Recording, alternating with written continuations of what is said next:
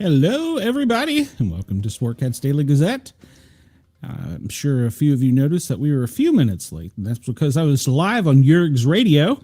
You can follow us live on Yerg's Radio and Rainbow Radio. We are also live on Radio X. I want to thank Yerg's and Rainbow Radio, as well as Radio X, for allowing us to tickle your ears. If you'd like to come over and see that this guy only has a face for radio, come over to YouTube and find me under the para or normal, 3 words, and then we spell guys with a Z. So come over, join our chat. We've already got a few of our regulars in here. Hello, Wendell. Hello, Chris. Welcome. Glad to have you guys here. I know some other people are tuning in soon. So, and I wanted to, a couple things off the top. Somebody sent me some news articles to report on.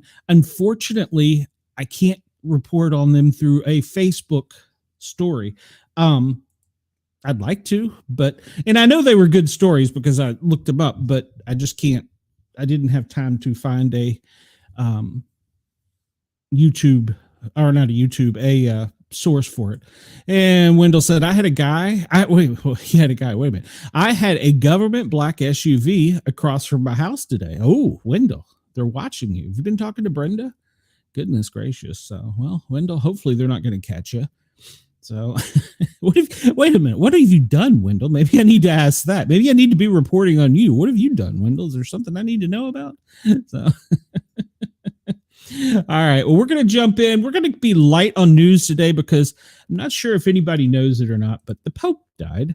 And, well, that's kind of the news story of the day. So we got a couple little silly things. And also want everybody to remember all of the articles and stories I reference are just that, reference. I want you to go do your own homework. And yes, I will sometimes, a lot of times, say my own opinion, but that is just that, my opinion. You need to do your homework, do your due diligence, find out where you stand on the issues and what makes you tick as far as stories. So that's important to note because not every reporter is true and factual, myself included. There are sometimes that there are fallacies in there that you need to explore, and that's what I encourage everybody to do, is explore.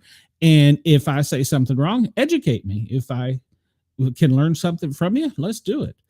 All right, so with that being said, I am on National Calendar Day because, well, I like to start off with a little bit of good stuff.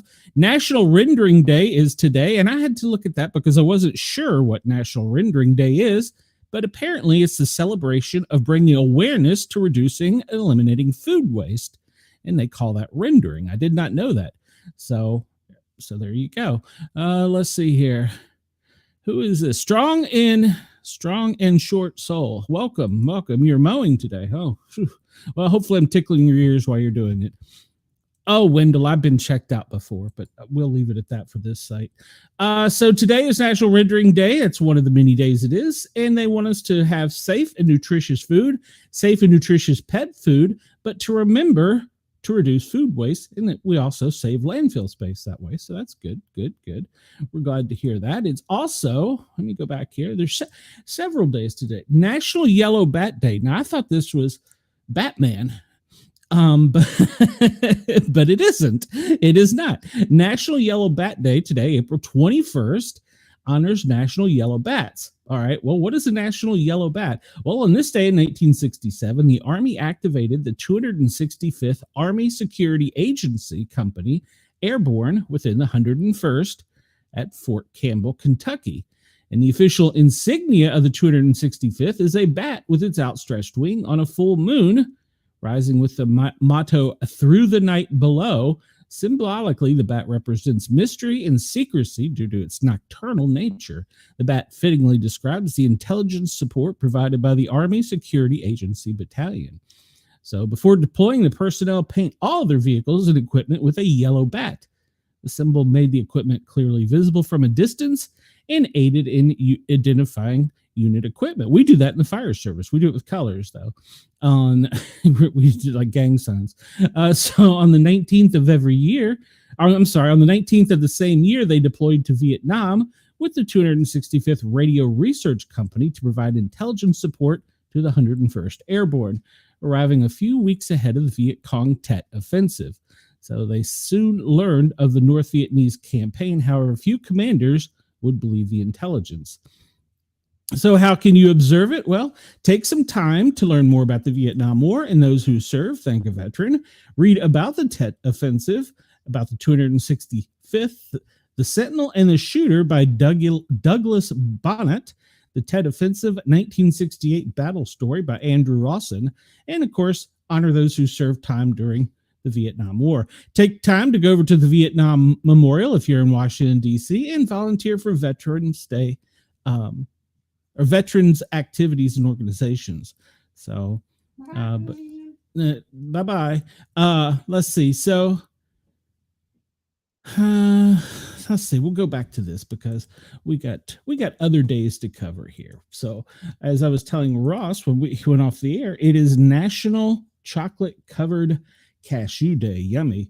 So, go get you some chocolate covered cashews, but don't waste any of them. Eat every one of them. So, personally, my favorite is chocolate covered peanuts, but all right. So, how can we observe it? Well, a handful of chocolate covered cashews, and they're great party snacks, trail snacks. You can share your favorite recipe that brings chocolate covered cashews. So that's a good idea. And you can share it with me, sportcat@protonmail.com, because in case you didn't know it, my mom is a baker and she would love to make me fatter by giving me some more. We had Rice Krispie chocolate chip cookies, which was actually pretty good. So, all right, National Kindergarten Day is also today. Each year on the 21st is National Kindergarten Day, and it honors the birthday of the man who started the first kindergarten, Frederick Wilhelm August Froebel. April 21st, 1782 to June 21st, 1852. He's credited for starting the very first kindergarten in Germany in 1837. He was a German teacher and a student of Johann Pestalozzi. Froebel laid a foundation for modern education, recognizing that children learn through play and experience.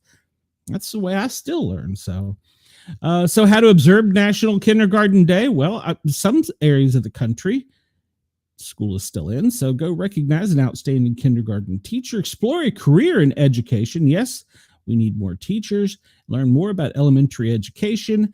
Donate to Children's Supply Fund. And if your school is out and you can't get to thank one of your teachers, I know they always appreciate if you buy school supplies and leave them for them. So, and invite families to see how today's students learn, except for new math. Don't learn new math. So it started in April 21st of 1782, but we're unable to identify the founder of National Kindergarten Day. So, all right, there is that. We'll start that.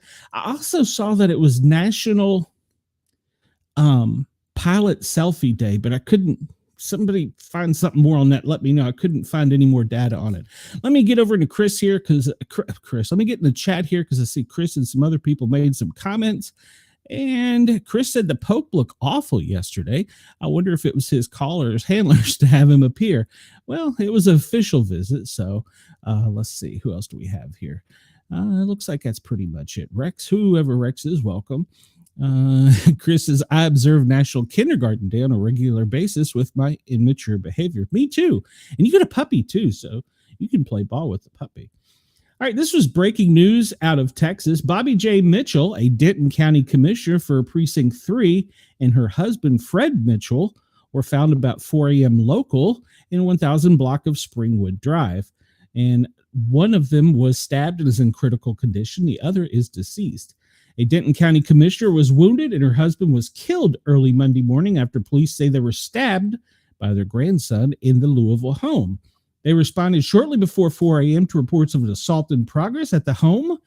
Police found Bobby J. Mitchell, the Denton County commissioner, and her husband, Fred Mitchell, with apparent stab wounds. Bobby Mitchell, 76, and Fred Mitchell, 75, were taken to the hospital where she was deemed stable. Okay, it's changed since it first came out. She was in critical condition. However, unfortunately, he succumbed to his injuries. The suspect have identified the couple's grandson, 23-year-old Mitchell Blake Reinecker, was still at the home when officers arrived and taken into custody without incident. He was booked into the Louisville jail, where he faces charges of murder, aggravated assault with a deadly weapon. The investigation is ongoing. It is not clear what led to the attack. In addition to her current county position, she's also former Louisville City Council member and was the city's first Black mayor in 1993. She held office until her resignation in January 2000 to run for the Commissioner's Court. This news will leave a profound impact on our community, the police spokesman said. The city of Louisville stands united in rejecting violence, remains committed to justice, peace, and the safety of all those who live and serve here.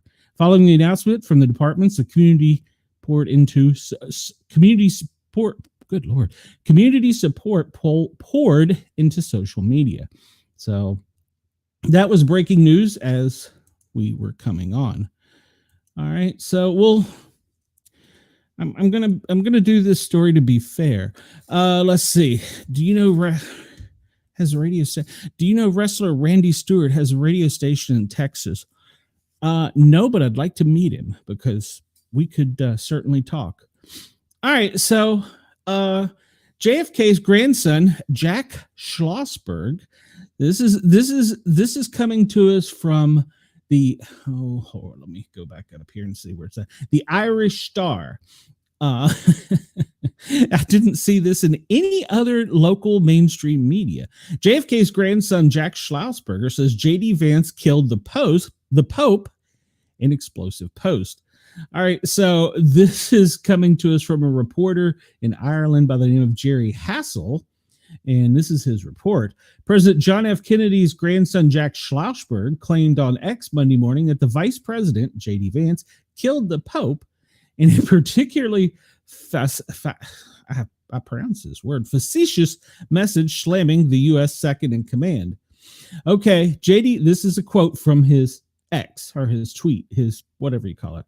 Okay, JD killed the Pope, he penned in his official account. His message comes among Antichrist trending on the social media platform, with thousands of other users calling Vance the Antichrist after an awkward meeting between him and the Pope on Easter Sunday. The post came hours after Pope Francis was pronounced dead at age 88, ending his 12-year stint as the head of the Roman Catholic Church. Vance met with the Pope early on Easter Sunday, just about a day before he died. The meeting came amid their ongoing feud, which began when the Pope condemned the Trump administration's crackdown administration. Vance, who is a Catholic convert, spent Easter weekend in Rome with his family attending Good Friday services at St. Peter's Basile. After meeting with the Italian Prime Minister Giorgia Meloni several hours after the pontiff's death, Vance penned a lengthy, somewhat odd message honoring Francis as he referenced an address the Pope gave during the days of the COVID pandemic. This is a quote from J.D. Vance. I just learned of the passing of Pope Francis. My heart goes out to the millions of Christians all over the world who loved him, he began. He then commented on the late pontiff's health during the meeting. I was happy to see him yesterday, though he was obviously very ill. He went on to say he'll remember the Pope for the homily. I'll have to look that word. Homily, it's got to be a speech he gave in the early days of COVID. It was really quite beautiful. May God rest his soul. And then we'll bring you the latest updates, pictures, and breaking news as they happen. That's from the Irish Star. And I'm pretty sure that he wasn't being serious, but with these young kids, you can never tell. All right, so to be fair, let's go to the other side. Tim Walz's daughter says Trump would have deported Jesus and claimed he was part of MS-13. So I'm being fair. I'm giving a story on each side here.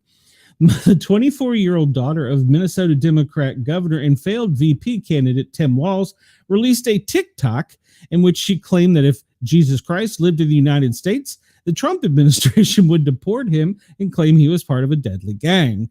Waltz appeared to be making reference to the 29-year-old Kilmar Abrigo Garcia, an illegal alien who was deported to El Salvador and is suspected of being a gang member of the violent MS-13 gang. Democrats have sought Garcia to be back in the U.S., claiming he has been denied his due process. This is a quote from her TikTok. If Jesus were alive today and in the United States, this administration would already have taken him and removed him from this country without due process, claimed he was a member of MS-13 gang as a way to try and justify not giving him due process, as if there was any justifiable reason not to give somebody due process, she declared. Some people don't want to talk about that, she continued. It is truly baffling how clear and laid out everything is, and there is still, that's not proper English, is still people standing by it. I believe the good people, and I like humanity. Humans, deep down at our core, like we care about each other, but that's really being tested, because how anyone is okay with this is terrifying to me. But yeah, if you look like me, speak up, speak out, because we might be the only ones safe from what is coming, and some of the only people that are able to stop it. And that was her tweet. Or no, I'm sorry, her TikTok. The Department of Homeland Security said it has evidence that he was involved in a gang in MS-13. We're not going to go over all that. But anyhow, so to be fair, I gave one side on each story. One did a TikTok and one did an X, and silly children. So, all right. So as we have talked about, the Pope has passed away. He died some 90 minutes. Pope Francis died some 90 minutes after he was awoken by his alarm clock. This morning, Italian media reports the pontiff, who died at age 88 at the St. Martha residence in the Vatican, passed away peacefully, according to doctors.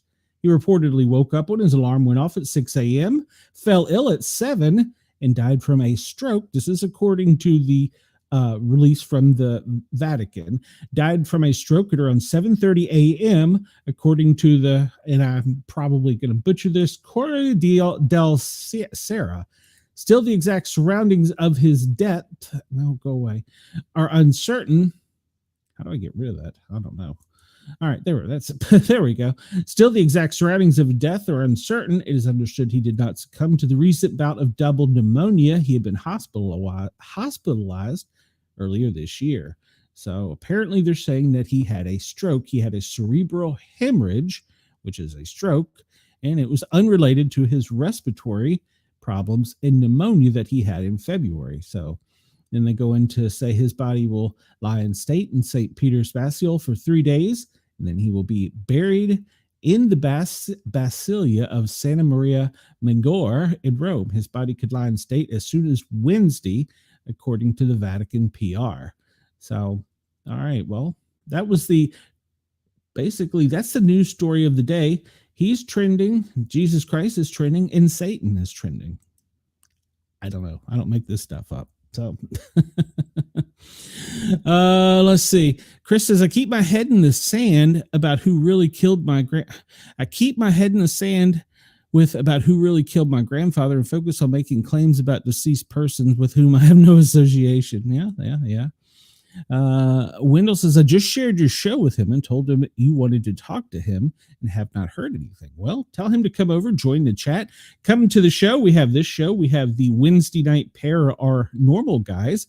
This week, we're interviewing two great comic book artists and authors on some ET and some scary stuff, mostly UFO stuff. So, and then tonight we have the girls. We have my girl Shay and my girl Amanda. They are doing Monday Night Horror. So, yeah, we're looking forward to that. That starts tonight at 8 p.m. If you can tune in to the Para Our Normal Guys on YouTube, you can watch it live. And we also will be playing it live on Yerg's Radio and Rainbow Radio if you're listening over there.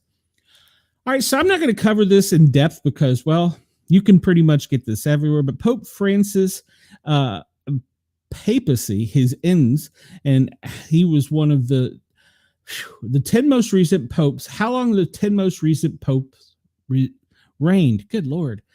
And I've had my caffeine today. And this goes to show that the longest, which is the one that I remember starting, was John Paul. Then we had Benedict and Francis. He was here 12 years, 42 days. But John Paul was the third longest with 26 years, 175 days. Prior to that was Pius from 1939 to 1958, which 19 years and 225 days. And then we go back to further, and we see the next longest one was from 1922 to 1939, way before me. So they will be starting the selection, I believe, as early as this weekend, I believe. So, well, here, let's see. Here's how, this is from Axios. Here's how the Catholic Church will choose a new pope. The papal conclave explained 15, 20 days after the Pope's death or resignation, the College of Cardinals enters the Sistine Chapel to elect a new pope. All cardinals under the age of 80 are eligible to participate. The papal conclave will be sealed off and access to the outside will be restricted. The cardinals vote by secret ballot. There is one vote held on the first day and up to 4 votes on every subsequent day. 2/3 vote is usually required to declare a new pope. Twice folded ballots are placed in one of the 3 urns. Immediately following the ballots, they are burned in a stove, and the color of smoke indicates to onlookers the results of the vote. Black smoke is inconclusive. White smoke means they have a candidate selected. The new pope accepts his nomination. The senior cardinal declares habeas papam, we have a pope, and the new pope delivers his first blessing from the balcony of St. Peter's Basilica. White smoke will soon rise up from the Sistine Chapel chimney, signaling a new era in leadership of the Catholic Church. But first, there must be prayers, meetings, and a highly secretive conclave. So that will be starting soon, and I'm sure that the media will be watching, because I remember this only happened, I guess, twice in my life, and I remember that was the thing. They just kind of stood or had a camera just watching the chimney. So there'll be a camera on that 24/7 from the time they go in. So, and the member of College of Cardinals, currently there are 53 people from Europe, 23 from Asia, 23 from North America, 18 from South America, 18 from Africa, and 3 from Oceania. So those are the pool, according to the Vatican press office. And if you want to see this story, you can go over to Axios, and then by clicking on the little blue, green, or red buttons, you can see details about each person that is eligible. And so that will be something to follow for the next couple days. So there you go. All right, I'm not going to cover this in great deal either, but this comes to us from our friends at Zero Hedge. Garcia has been moved to a lower security detention facility and given his own room, according to the State Department.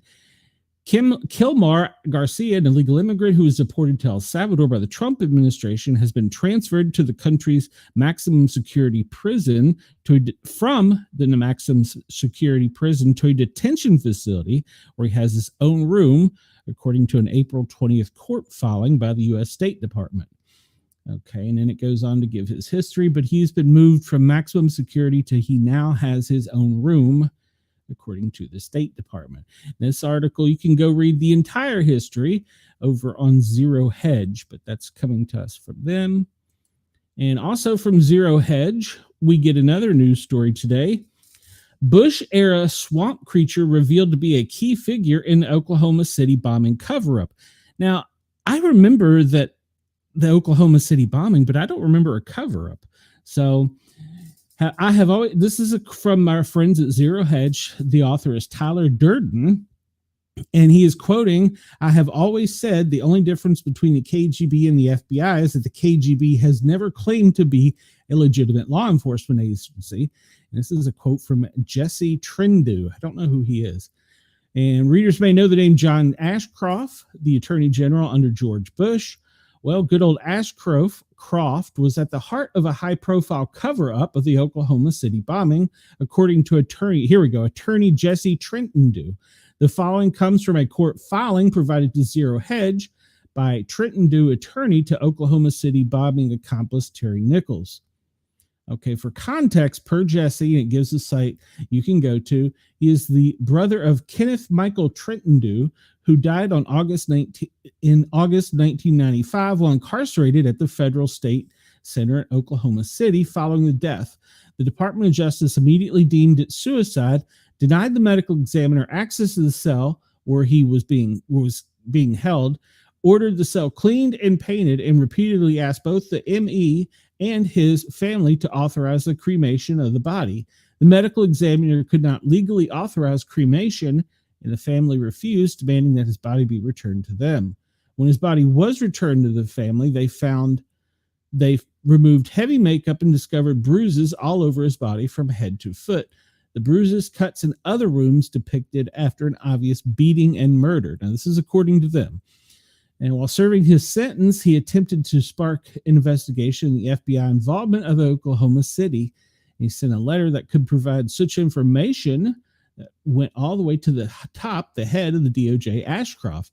He did not respond to the letter, but immediately forbade the media from speaking to Nicholas, which resulted in 60 Minutes canceling a sit-down interview they had scheduled with Nichols. Shortly thereafter, he received a visit from a man presenting an offer from the DOJ to undo Nichols' death sentence if he agreed to 3 conditions. Take ownership of the anonymous warning the DOJ received, saying the Murrow City bombing was going to be bombed 30 minutes before it was.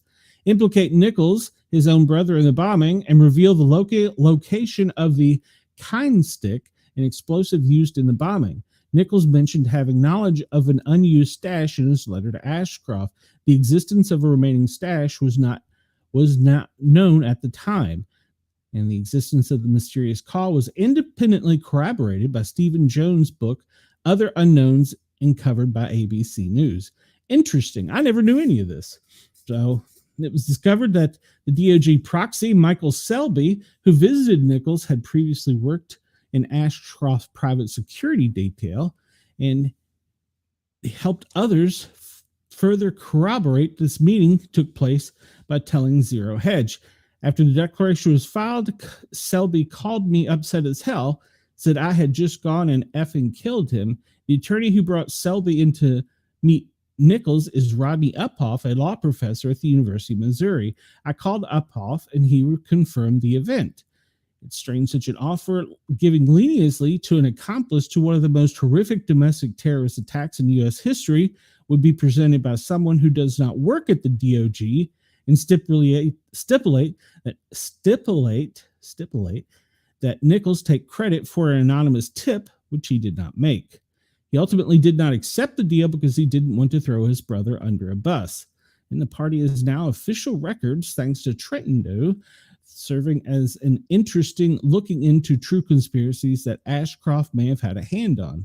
To see the full spectrum of events that Jesse Trenton Doe has brought and he's fought the government hard to release, you can follow his website in honor of his brother and find out that he believes he was murdered by the FBI. Go to www.KennethTrentondu.com. So interesting. I didn't know any of that. So that comes to us from Zero Hedge, and that's very interesting. All right. What do we got next here? I saw this headline, and it's also from Zero Hedge, and this one, to me, I didn't quite understand, so I wanted to share it.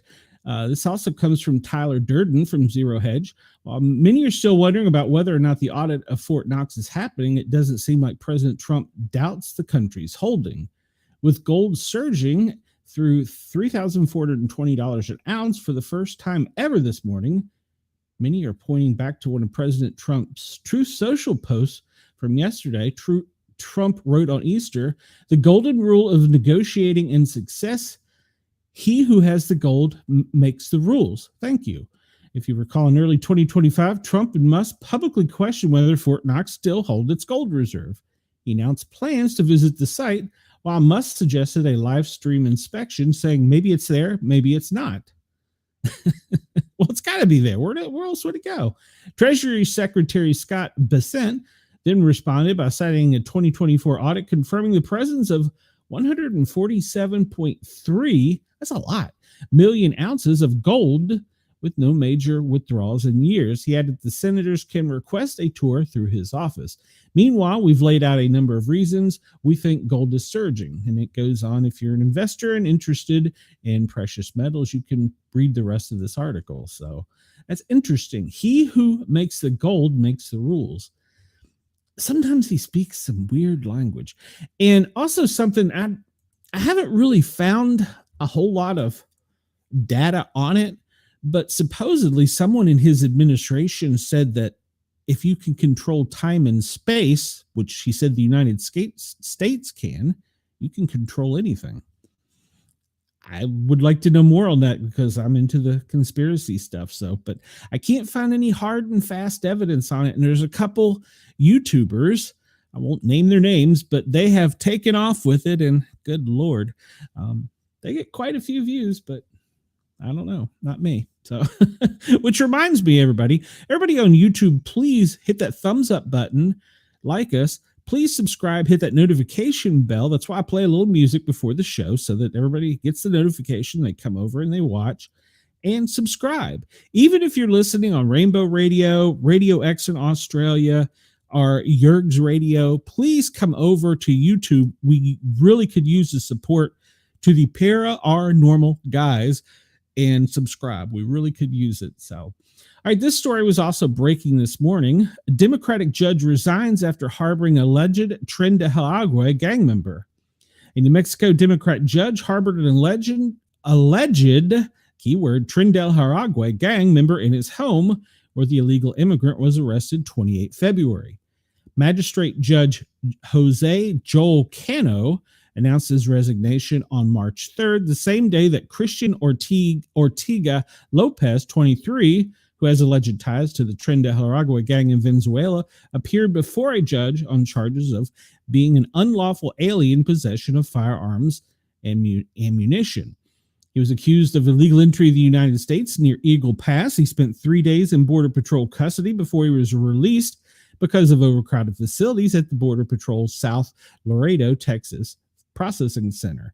According to the court records, the Albuquerque Journal reported he met Cano's wife, Nancy, in El Paso, where he was working as a construction worker and a handyman, and she offered him to stay in a small house behind hers. The pool boy. According to prosecutors, April Cano, the Cano's daughter, who owned a home near her parents, possessed a large number of firearms that allowed him to hold and sometimes shoot various firearms. She allowed him to hold it. All right, I'm being silly. Cano, a former police officer. Okay, so April Cano was a former police officer, and she allowed Ortega Lopez to file a request for immigration relief using the judge's residential address. Court exhibits also posted on social media posts of the foreign national posing with Judge Breitbart reported, adding, social media posts obtained by the U.S. Attorney's Office for the District of New Mexico show Ortega Lopez and other illegal aliens at a shooting range. They appeared to be in possession of multiple firearms and a large quantity of handguns and rifle ammunition. The photos and videos showed Ortega Lopez displaying Tren de Aragua tattoos. Other images from Ortega Lopez's cell phone obtained by Breitbart showed graphic images of multiple decapitated and mutilated bodies. Breitbart noticed last month Trump issued a proclamation regarding Tren de Aragua. We know what that is. That is a terrorist organization. So if you want to read this article, go over to Daily Wire, and I'm going to do a little deep dive because I'm curious how a police officer would do that. But all right, so we'll jump to our next story. And this one, well, it catches both administrations. Sensitive documents were made available to entire agency under Biden and Trump. Government officials improperly uploaded sensitive documents to Google Drive during former President Biden's term into President Trump's second administration, the Washington Post reported on Sunday, and Axios can confirm. And this story comes to us from Axios, and it's reporting from both Axios and the Washington Post. Why it matters, the GSA, the Office of Inspector General, recently learned during an ongoing audit about the uploading of what mostly unclassified but confidential information that was all accessible to GSA staff, per a source familiar with the matter. It's unlikely any documents were classified, but the source said it couldn't be ruled out. And it suggests a pattern of sloppily handing of sensitive information that spans both the Trump and Biden administrations, according to Post reporting, Washington Post. And the special counsel reported last year found Biden kept classified documents at his home in Delaware, and no charges were filed. And Trump was facing criminal charges over classified documents at Mar-a-Lago, but a federal judge dismissed the case. So, interesting. So, apparently, our government uses Google Drive. Who knew? 9 of the 15 files shared in the Google Drive folder were marked CUI, controlled unclassified information, which refers to sensitive information that does not meet the criteria for classification but still be protected. So both administrations have been using Google Drive. Interesting. And I was reading that the government is actually going after Google to break it up because they feel like it's gotten too big for its britches. So, but yet they use, okay, I don't know. This article comes to us from The Hill. It's referenced Christy Nome, her purse containing her access badge and $3,000 in cash, good Lord, were stolen at a DC restaurant. Department of Homeland Security Secretary Christy Nome's purse containing $3,000 in cash and her DHS access badge were stolen Sunday night at a restaurant in downtown Washington, an official confirmed to News Nation. DHS Assistant Secretary Tricia McLaughlin told News Nation's Allie Bradley that Nome was eating dinner when a thief stole the purse, which also contained her passport, her driver's license, blank checks, and her keys. She explained that McLaughlin explained to Bradley that Nome was celebrating Easter with her family, so she had those items with her. She had the case because her whole family was in town, including children and grandchildren, and was treating them to activities at dinner and Easter. And they were talking about Easter gifts too. CNN first reported this and noted that the thief who stole Nome's medication and makeup bag was seen on a security camera. It was a white male wearing a medical mask, and he stole her bag and left the restaurant. And that's interesting. So it's being reported by CNN, The Hill, Washington Post, and I think Axios, but this is from The Hill. So it does not. I'm sorry, Chris. It does not. I looked, but it does not. I apologize. She was probably upset because money was stolen. Well, not just money, everything was stolen. So from there, we don't have a lot of big news, but we do have something out of the UK that NATO's ally has invisible weapons to take down swarms of drones. It's the very first time. British soldiers have successfully trialed a new radio frequency detected energy weapon. Okay, we're going to have a government acronym here, RFDEW. I prefer mine Mountain Dew, MTDEW. And it's designed to take out incoming attacks involving large numbers of drones, the UK government has said. And the world has watched as a rapid pace of drone development quickly came to define the war in Ukraine, changing how modern militaries would fight wars going forward. So, yeah, they now have a weapon, and it's an invisible radio wave weapon, and it knocks out swarms of drones. It's been tested, and I believe it knocked out 119 on the very first time, and it can operate up to a half mile or over up to 1 kilometer away. So interesting. So, and prior to this, they were limited because of weather conditions and topography, but apparently this new weapon doesn't have that problem. So there you go. Our technology is getting ahead. And let's see, we're not going to get into that. If we get back to it, a funeral director explains what it's like working with the dead. That gets more into the paranormal. And if we get back to it, we'll talk about Hulk Hogan's Real American beer will be distributed by Walmart. So if we get a chance, we can get back to it. We'll talk about that. But we may not get a chance because we got a lot of stuff to go over today. So let's hop right in. For those of you that are new here or listening for the first time, we do a show. We're not a prepper show. We're not a prepper. How do I want to word this? Basically, you can watch any of those prepper shows and they will tell you why we're going to die today. So far, I've been watching them for a while and, well, we're still here and I'm still reporting. So I like to have my show as, well, this is why we didn't die. The grown-ups are in charge. And I cover a little bit of news because Jurgs and I banter back and forth about things. And I prefer a little bit more lighthearted look at the news. So we go over some things that are topical and sometimes some funny things like Satan trending. Still haven't found a news article to support why, but Satan was trending on X. All right, so what we do is I give you a daily report or a daily operations briefing, similar to what the president would receive. Of course, we don't have the secret squirrel stuff. If anybody wants to send me secret squirrel stuff, Wendell has a guy in a black van across the street. Just give it to him, and he'll bring it to me. It's a joke, Wendell. Don't go out and talk to the guy in the black Suburban. If you do want to, by chance, email me, you can email at sportcat@protonmail.com. All right, so we're going to jump into the FEMA daily briefing. He says, Wendell says, I wonder if his beer is any better than Billy's. I was too young for Billy beer. I never got to try Billy beer. Was it really that bad, Wendell? It was before I was 21, because I was right at that age where when I was about to turn 18, they changed the drinking age to 21. I was pissed. So, yeah, so I didn't get to try Billy beer. So let me know what you think, Wendell. I will probably try it just because it's a thing. I'll probably try it and do a video about how bad it is. So, all right. Well, it may surprise me. It may be really good. Who knows? I prefer a hoppier beer like Dogfish Head. But anyhow, so we're going to carry on. The daily operations briefing. This is from FEMA. This is the declassified stuff, not the secret mojo stuff. This is dated 8:30 a.m., 21 April. And of course, it is Monday. So they are reporting no new significant incidents or ongoing operations. And they're still going to be monitoring elevated critical fire weather in the Central Plains. Man, it is everywhere. Let me tell you, the Northeast had fires, the South had fires. We'll get into that later, but man.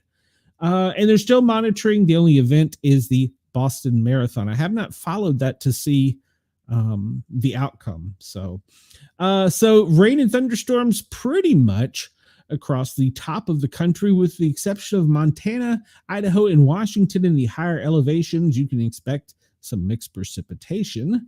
And then that little band is going to stretch from down around Texas, the tip of Texas down there in the Gulf of America, all the way up into Nova Scotia, where we stand a chance of rain and thunderstorms.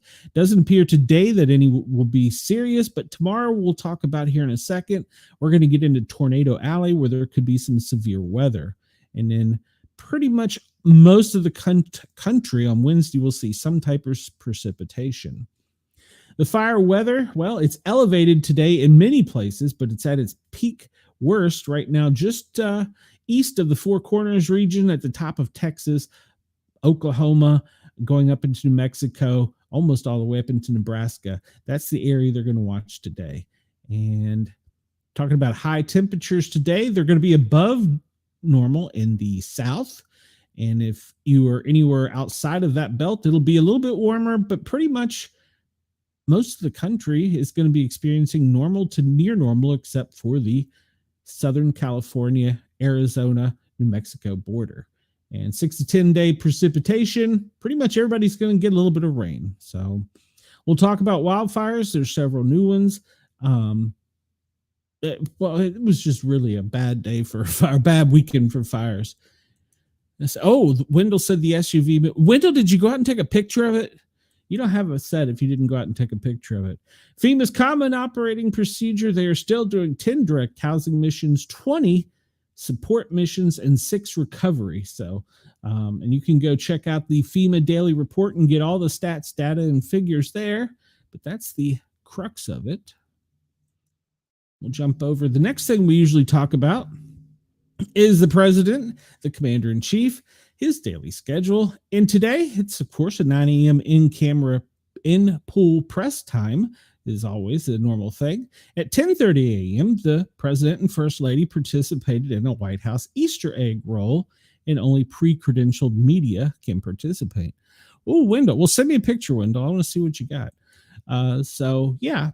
And over the weekend, he had no public events scheduled, and apparently he was in town. He didn't leave town, so he was in Washington all weekend. After the Easter egg roll, there will be no scheduled events for the president, so he'll probably be in the Oval Office doing something important. I don't know.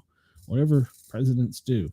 All right, so we'll hit the National Weather Service daily briefing, and pretty much like we talked about, the upper elevations of Montana, Wyoming are going to see some mixed precipitation, but rain thunderstorm is going to continue pretty much across the top of the country up into New England and the south down into Texas. So there is nothing in the long range for Atlantic or Pacific. As far as tropical storms are hurricanes. And so that's good news. What else do we have down here? Severe weather outlook. Today, there is no real severe weather outlook. It's going to be some heavy soaking rains in Louisiana, Mississippi, Alabama, parts of Tennessee, extending up into Kentucky, West Virginia, and out through there. So that's some heavy rains for today. The fire weather, as we talked about, they're concerned about it being mainly in the Midwest, but everywhere should be concerned because over the weekend, holy cow, I was hearing about brush fires breaking out everywhere. So, yeah, it was a long day for firefighters in the South and in the Northeast. Let's see. So that's pretty much, look at the 24-hour map here, with the heaviest rain being Alabama, pretty much along the Appalachia from Mississippi, really from Louisiana up to the tip of Tennessee. But rain's going to continue from Chesapeake Bay down until Texas and the Gulf of America. And that snow will be in the higher elevations still for the next 24 hours. And let's see, what else here? We don't need to go past 24 because I'll be here with you. So, all right, so let's look at the radar. We can see right now that most of the rain is in Canada. There's some precipitation in the higher elevations of Montana, but most of that is currently across the top of the border north of us. But there is a band extending down from the Ohio Valley through the Allegheny Mountains into the Appalachian Mountains into Tennessee, extending all the way down to where it's at its most intense, down below south of Houston. We'll look at that here in just a minute, but that is an intense storm down there off of the shore of Houston. So that is that. Let's see here. No, we don't have anything for this one. All right, we look at our big, beautiful globe here. This is the cloud cover. This is if you're listening on the radio, this is from NOAA, the real-time world from space, and it shows our cloud cover. And we were talking about those storms. That's pretty much where most of the cloud coverage for today of the United States, pretty much central part of the country, is cloud-free. We'll look at the wind pattern here in a minute. And let's go down under and see. Well, it's going to be a cloudy, overcast day in Australia for all of our Australian family and friends down there. All right, let's go to our next screen here. This is, and I'm going to refresh it. Oh, what do we have there? Chris, what do we got? All right, this is from Weather Warning, WX Warn.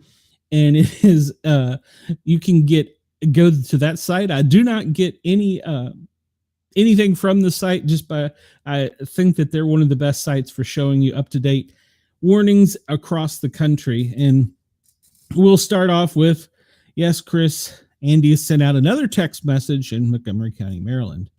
There's a flood advisory in Texas, Arkansas, Mississippi, and then down off the coast, Louisiana, some small craft advisories, special weather statement in Ohio, in the Ohio Valley. What are they calling for? Doppler radar says strong thunderstorms will extend from Shelby, and it will extend north-northeast with hazardous wind gusts up to 40 miles an hour and pea-sized hail. Man, I saw some hailstorms over the weekend on X that were breaking people's windows and coming into the kitchen, and it was horrible. So there was, of course, some tornadic activity over the weekend too, some after dark. So we have flooding in Arkansas, Mississippi, Tennessee, Missouri tonight, this afternoon, tonight, and Texas. In Illinois, you will have some flood warnings later today.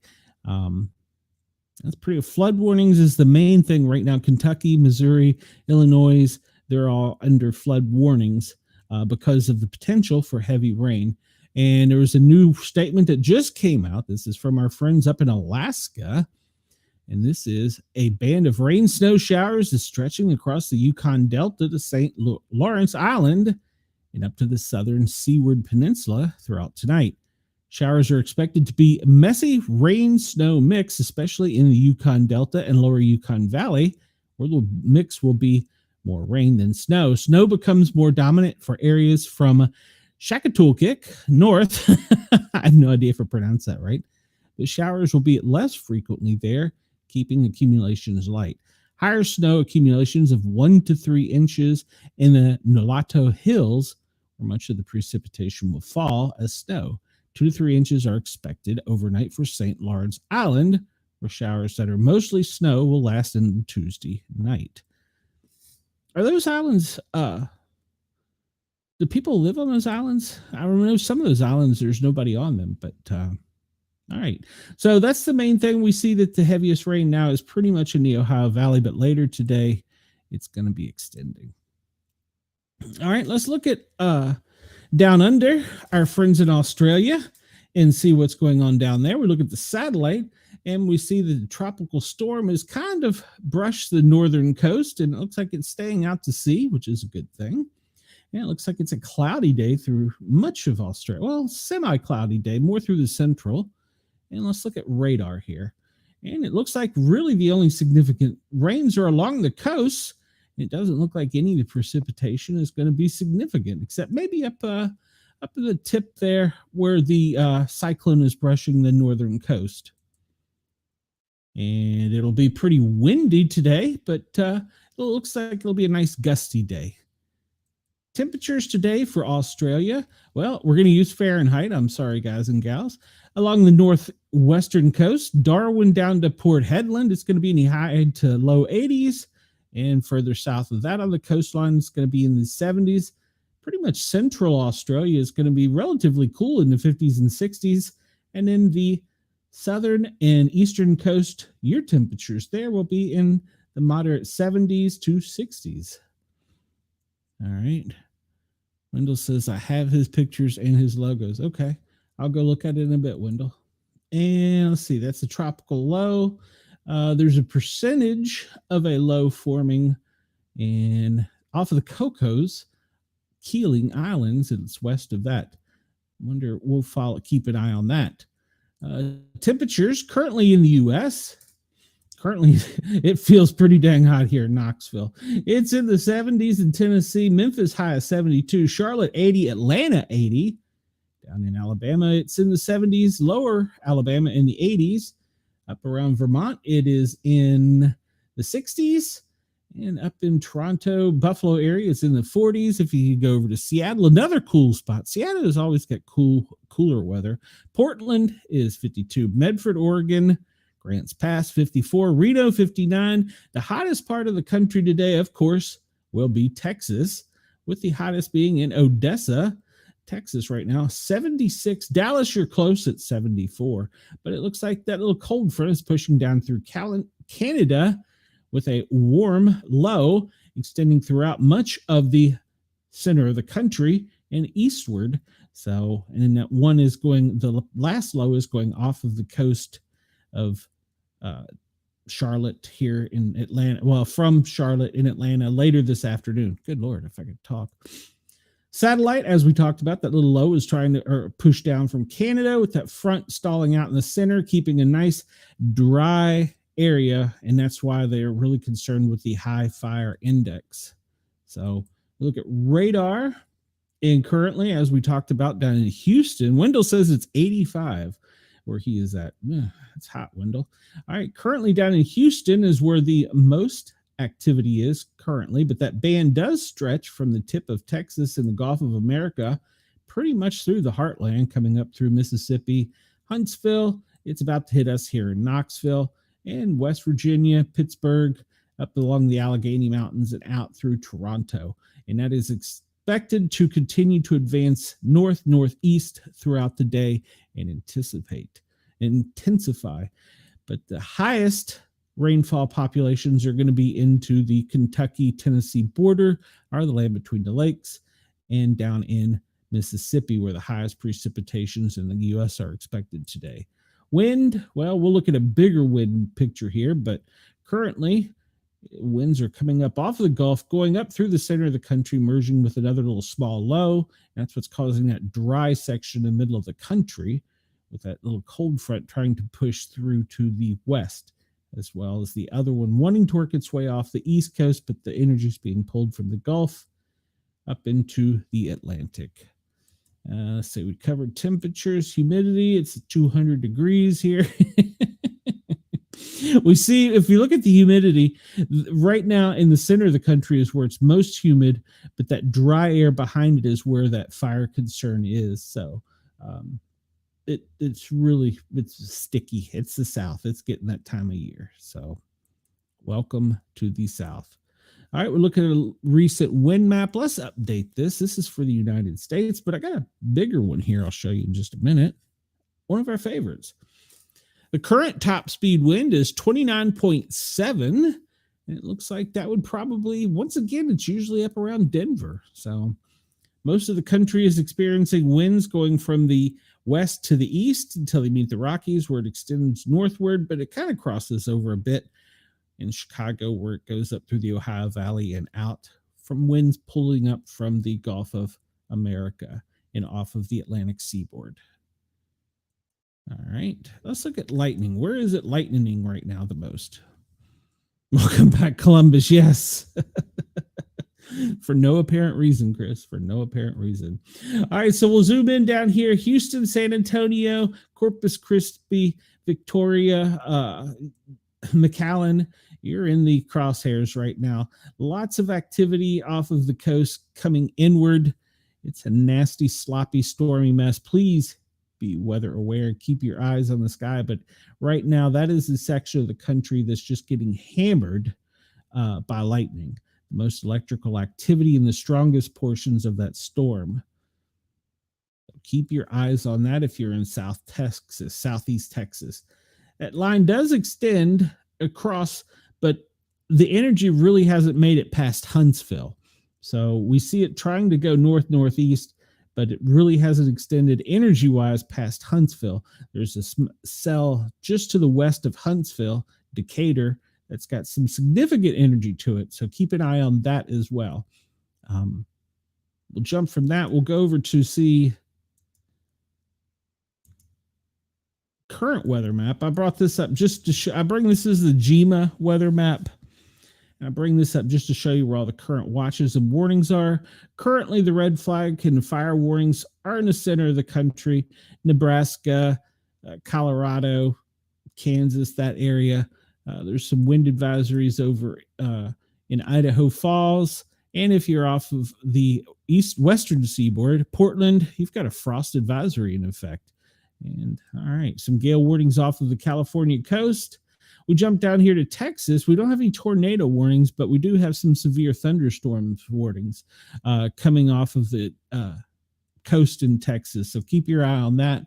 There's no tornadic activity yet, but there are some severe thunderstorm warnings down there, especially if you're in the areas of Bay City and I can't read that out. Magnolia Beach. That area is the area getting the most significant rains at this time. And we do see that band, but most of the energy, as we talked about, past Huntsville's where it's at its strongest. It is still trying to be a stormy, sloppy day up in Kentucky, Charleston, West Virginia, Morgantown, West Virginia, extending up into Pittsburgh, up into Buffalo area and out. But that is going to continue to pick up energy as it goes across the South. So keep eyes on that. Be weather aware. I always tell everybody, please make sure you have a couple things. You want a weather radio so you know what's going on. You want to have a flashlight. They're small enough now where you can, the little guys are like that big. I'm going to say that nobody on the radio can see, but the size of a 9-volt battery, they're tiny nowadays. Nobody has an excuse not to have a flashlight tucked somewhere, and they're usually recharged with USBs. So yeah, get you a flashlight. I'm going to do a unboxing video of one of the most popular ones, and that's coming soon. I'll have to get home because it's going to be delivered there. So we'll have an unboxing on it. We see there's an air quality alert, and this is probably due to wildfire activity. This is on the west side of the Appalachia. So we'll take a better look at this, but the National Weather Service has sent out 2 air quality alerts around Asheville, North Carolina. We'll look at that in a minute. Other than that, we get up into oh, well, that's just the test message. Why does it even show up on this one? I didn't know it showed up on this one, Chris. Wow. All right, so there's the test message. Why do we have a test message here? It works. In Georgia, we get it. In Tennessee, we get it. Chris gets it in Indiana and Illinois. But Howard County, Montgomery, sent out another test message. I don't understand that. I just don't understand. So I don't understand. There's some gale warnings out off of the Great Lakes there to keep your eye on, with wind advisory extending across the center of Michigan. I don't understand the test message. I don't get it. Every day there's a test message. It's not like we know you're there. Stop. All right, we'll look at power outages. Right now, Texas is got 11,828. And West Virginia, they have 14,000. Let's take a better look at Texas. Oh, I was surprised. I figured that along the coast would be where the most is, but it's in Baylor County is where there's 315, and there's 179 in Briscoe, and Dimmitt, there's 330. Okay, I would have assumed that there was more than that. So, okay. All right, well, it looks like Pennsylvania, you're growing because that storm in Bedford County and Fulton County and Indiana County, it looks like you're growing with your power outages.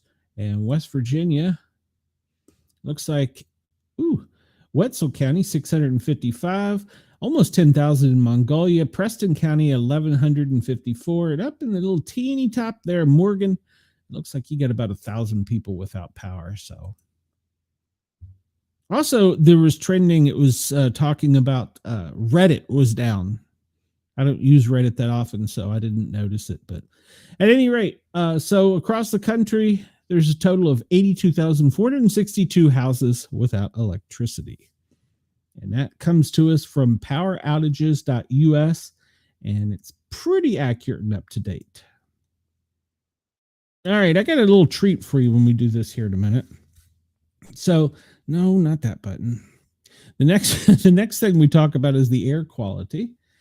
And the air quality can be affected by many things: pollutants, smoke, many things, and just ozone level.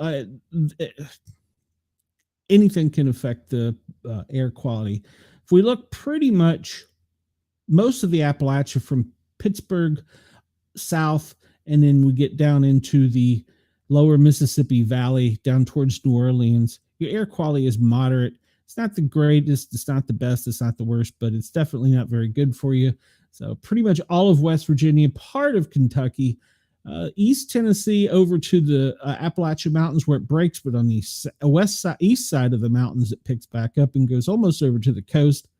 All of Georgia, your air quality pretty poor today, as well as Florida. Your air quality is not very good there. The center of the country, it looks like Kansas to Lincoln over to Topeka. Your air quality is not very good there. And on the west coast, it's spotty along the northern coast, but the southern coast is, well, pretty poor quality all the way down and crosses into Phoenix, Tucson, El Paso down there. And this does not show me the air quality anywhere else in the world, but I have something interesting coming up here. Let's just bring it up. All right, Chris, we've got something new here. This is a new mesmerizing AI map. And this shows AI wind. It shows the winds, and it shows the pollutants, and it shows the direction of travel of the pollutants. If I'd stay away from that button. So if we zoom back in, pretty much about in America, we look at the poor air quality. It also shows us the fires that are burning, and you can bring up information about the different fires. So this shows you the winds, it shows you the fires, it shows you the smoke, and it also shows you the pollutants. So Wendell says, so can Taco Bell. Yeah, it can cause an air pollutant. So yeah, you can look at this. Oh, well, Chris, it gets better. So I'm going to zoom out a little bit here, and we can see worst quality air right now over Algeria, and over into Pakistan, Afghanistan, Kandahar, way down into Dubai.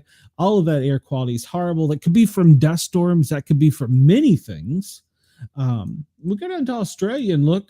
We see Australia has several fires, but your air quality, with the exception of Melbourne and Sydney, is pretty decent. So, but Chris, if you thought that was cool, not only do I see the fires and the winds, wait for this. Wait for it, Chris. Wait for it. Boom. Look at that. Look at that. I've got it in a big, beautiful, perfect round globe. So for those of you on the radio and listening, for us tickling your ears, we're at IQ Air Quality, and we have a map that you can put up into real time. It's assisted with AI, and it shows us not only the winds, which is one of our favorite maps, still our favorite maps, but this shows us our air quality, and you can zoom in, you can zoom out, you can move it around, and you can see where things are. And one thing we're going to talk about this as the summer goes on. If you see over here, you notice that wind coming off, and I'm pointing. For the radio audience, I'm pointing to the western section of Africa. We see how the winds come off of there. Well, during the tropical season, those winds extend in, and they pick up dust, and that comes around and gets caught up into our winds and will come up through the Gulf of America, and sometimes giving us some dust storms. Not really dust storms, but dusty winds. So yeah, we'll be watching that, because that's going to be intriguing. I've always wanted to see this map, and I finally searched out and found that it existed over the weekend. So let's go down into it. We see pretty much just north of the equator, all the way around the globe, is where the worst air quality is. I don't know if it's saying anything about people that live on this side of the equator or not. If we jump down into Australia, we look and see pretty much, besides for down along your coast in Melbourne there, winds are pretty good. Your air quality is pretty good.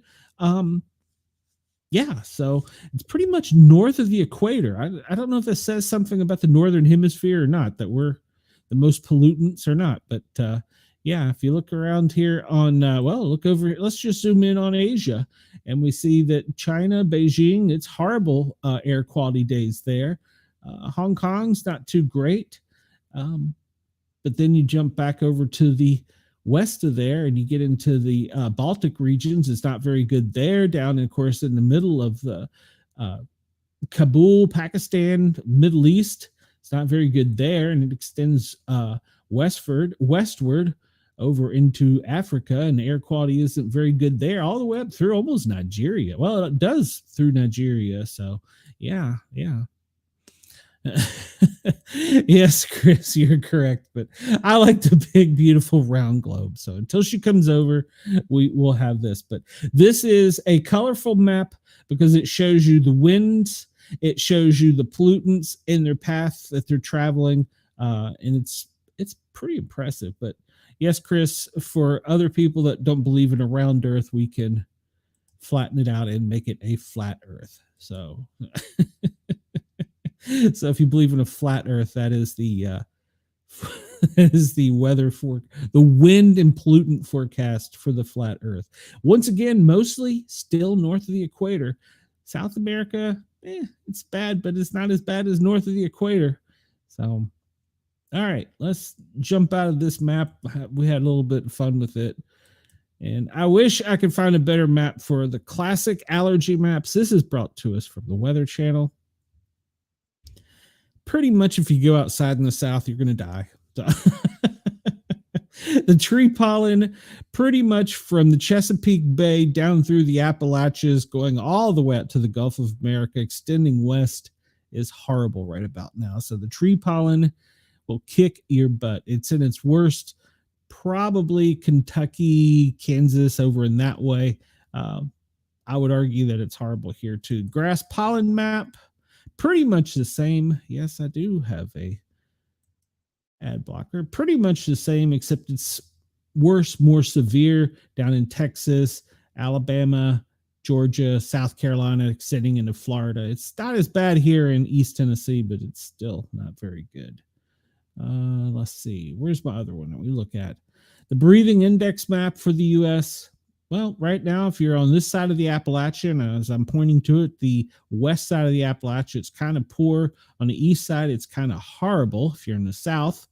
And then pretty much it's not too bad across the country from there. And let's see, where is the other map I like to show? This one, the aches and pains map, which I don't understand, but it says that the worst aches and pains are in Vermont, New Hampshire, and Massachusetts, up in Maine, up in there. So that's where the worst aches and pains are for today. Along the Appalachia Valley, there are some, but they don't appear to extend down into the actual valleys. So, all right. Next thing we'll talk about is our fires that are currently going on in the United States. And man, did the weekend give us some more ones. So we still have all the prescribed burns down in Florida and Texas, all of those, but the South, holy cow, it just exploded. Still burning over in the Carolinas. We have a new one that's formed on the west side of the Appalachia in East Tennessee. And it's, well, let's see. It's burning 2,043 acres and is not combined or controlled yet. So that was the one. But small brush fires were all up and down the coast the other day. I looked at this and it was crazy up and down the coast with that last storm that come through. Up in Colorado, you have multiple prescribed burns. Down in Mexico, multiple prescribed burns. It's good to see the prescribed burns. So, but let's jump to this next map, because this comes to us where NASA and the U.S. Forestry team up, and it can show you a little bit more precise. I like this because the little red dots indicate fires that have been seen by satellite and detected or have been called into someone, but they don't have boots on the ground. And we see that new fire on the west side of the Appalachia, Morgan Brock, 119 acres so far, but it's only about, no, it's 0% contained. So, all right, so it's one to keep it on because it's going to be windy. They're still working on the ones on the eastern side of the Appalachia to try and contain them, but they have had some problems that have really hampered it. So, let's see, is this a prescribed burn? Yeah, this is down along Frolano Road at the Georgia-Alabama line. Looks like 154 acres are burning. So these little red dots indicate fires that haven't been 100% confirmed. Look up here in Chicago. Look at all those fires. There's going to be little tiny rubbish and brush fires probably, if I had to guess. Down, if you get down further into Indiana, Illinois, there's very few. Over in the Tennessee Valley, we have one here in East Tennessee. And I'm still going with that Sharps Ridge. They still have had some problems getting to it. They're pretty much going to let it burn out. Let's see, Wendell down by you. You've got a couple, but doesn't appear to be anything serious. Down a little bit into lower Alabama, Sawmill Road, which is northwest of Mobile. 305 acres are currently burning. And we see the red flag warning over in Kansas, Oklahoma, Colorado, and that area there. So that is your fire maps for today. And many of these fires are prescribed except for along the Atlantic seaboard on the Atlantic side and on the east side of the Appalachia, with the exception of the one in East Tennessee. All right. This is pretty much, I'm going to call this our old map because it shows where all the fires are and the smoke. And we can see the fires, how they're burning, how much they're contained, blah, blah, blah. The lighter colored ones are out. The other ones are newly reported ones. Trail Hollow, it's reported 75 acres, 80% contained. That's over on the east side of the Appalachia. But we look at the smoke map on this one. This is not as good as the other smoke map, but it shows pretty much all of this coming down into the Gulf of America, crossing over down along Panama, Nicaragua. Wendell says he's directly he's due west of Atlanta. All right, well, let's due west of Atlanta.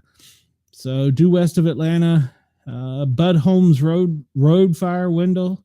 That's was reported, but it's now contained, and I don't know how far in, but Crumby Road, 100% contained, and Frelona Road. What is this one here?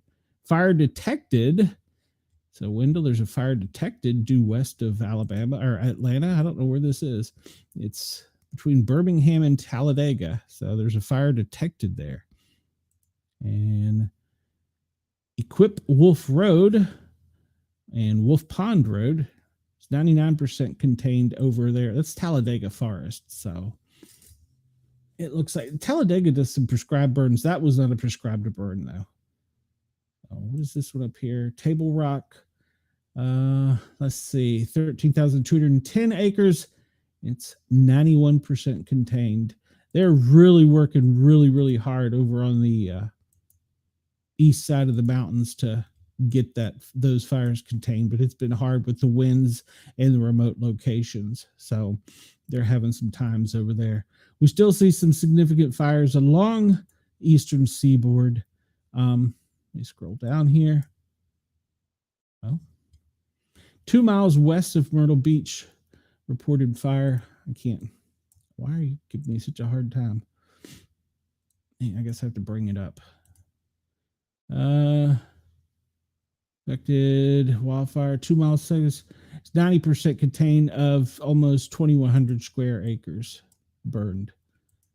There's a lot of fires burning in the U.S. right now, if you look at the bigger picture. So, all right, that's something to keep our eye on. This is a new smoke map I found. I'll bounce back and forth between. Wendell says I need to learn to read a map. Well, Wendell, without telling me exactly where you are, I see you're west of Atlanta. I know that you're to the left side. So I got that. So I need to learn to read a map. Good Lord, Wendell.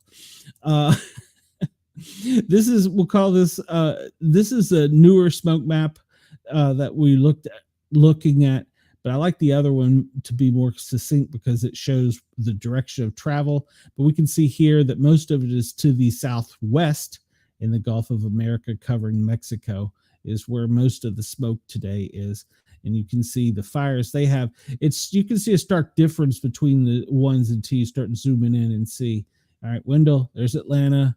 West of that is Birmingham. So I don't know if you're between Birmingham and Atlanta. So somewhere in there. There's some fires in that area. In Talladega National Forest. You can't click on it, but that's Talladega National Forest, Sand Mountain. I don't know what mountain that is, but another one. So you can find this at Fire and Smoke Map on fireairnow.gov if you would like to pull it up.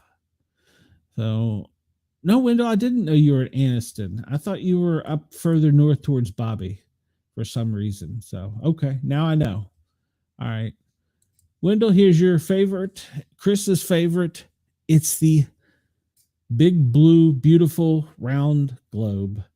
And we talk about this and we say we all need to get a big plasma screen TV and just have it setting on it with some ambient music, and we can watch the airflow on the big, beautiful blue globe. I like this one because it doesn't show all the bad stuff. This is probably my favorite, and I think it's the fan favorite. For those of you that are listening on Radio X in Australia, and for Yerg's Radio and Rainbow Radio, we are looking at the winds that AI is showing what it would look like on the big, beautiful blue globe.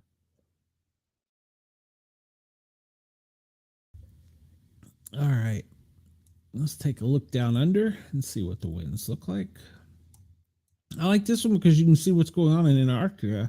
On the other one, it's a big black hole where there's nothing there. So I like that. Let's see. In Australia, yeah, like we talked about, it's going to be a gusty but relatively good day. We could change this if we wanted to. We could change this to the currents and see what the water's doing, how the currents are flowing. Still just as beautiful. I think I like the wind better, though. let's look. All right, so there's how your currents are flowing. You see that warm water is still trying to get up into the Gulf. It's not there yet. Not there yet.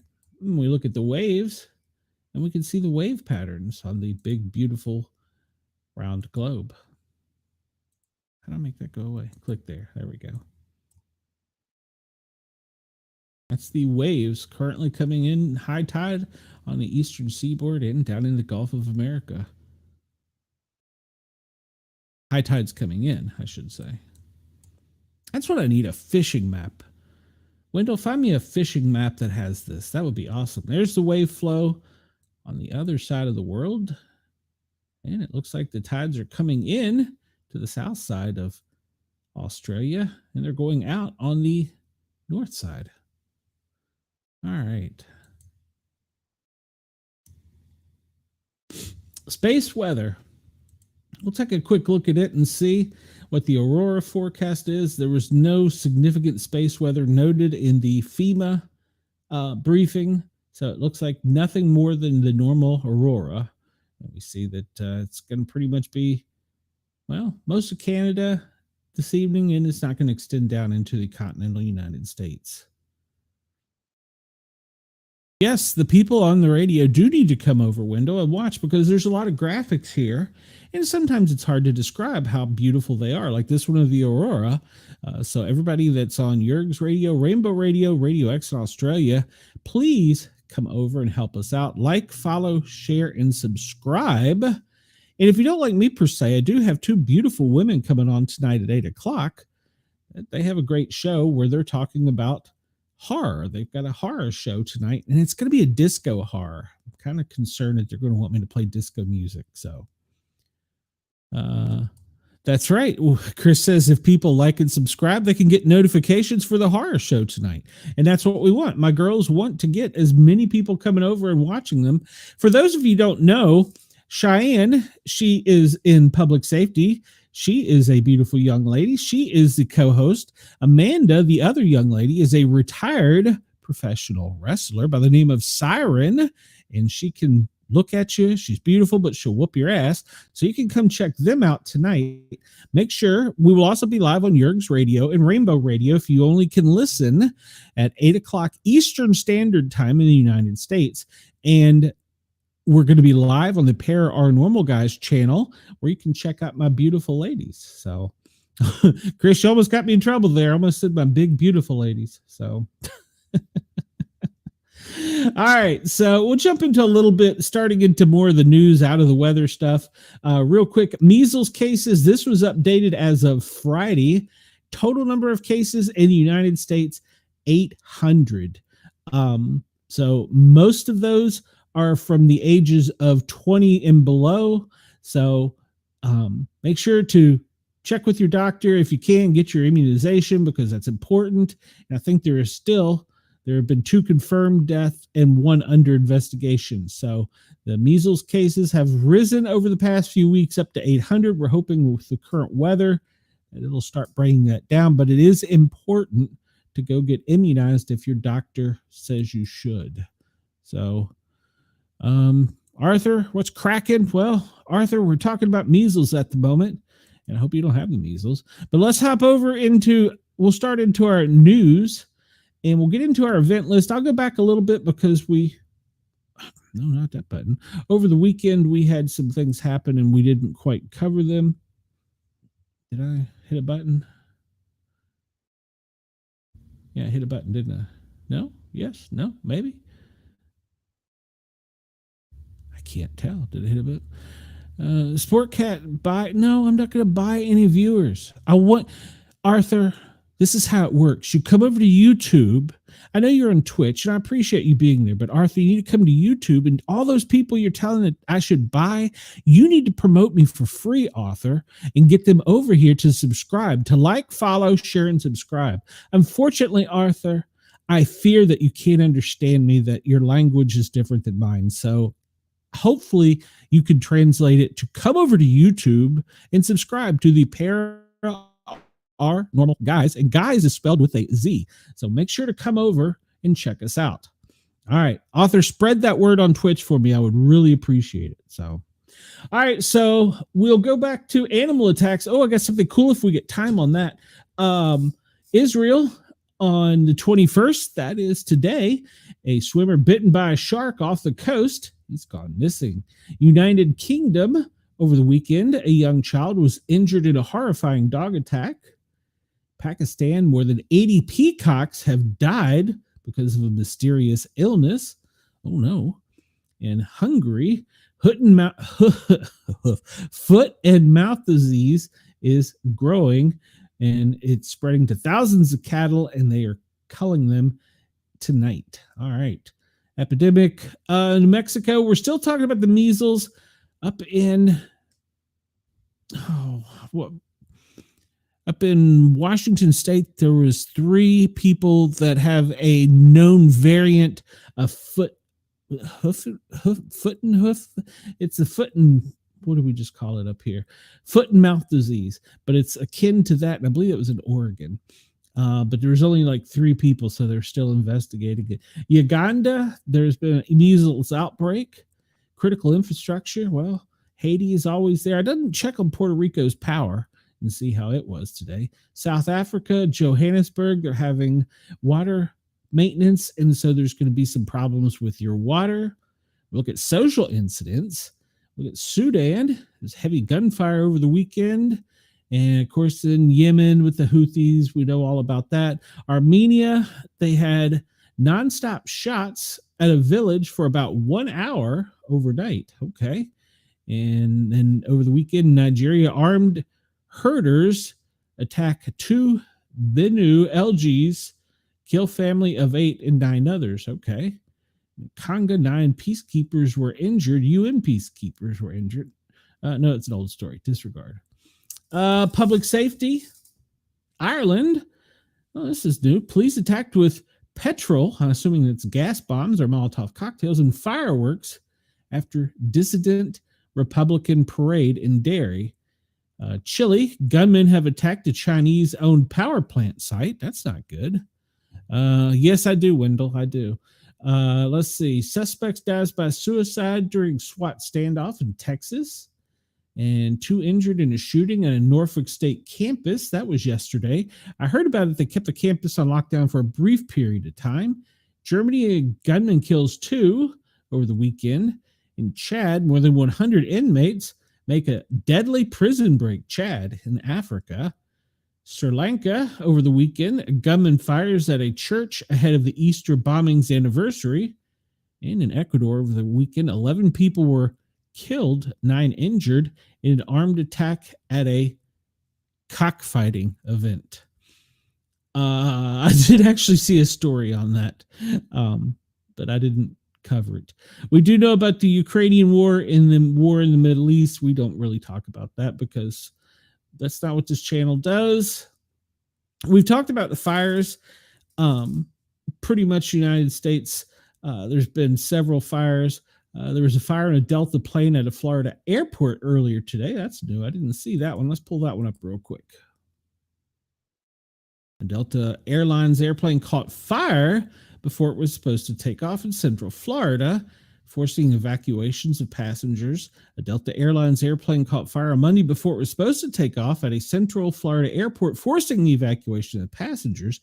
Airport officials says there are no injuries during the fire on the plane at the Orlando International Airway. Delta said in a statement that the fire broke out in the engine on Flight 1213 while the plane was at the ramp before a scheduled departure.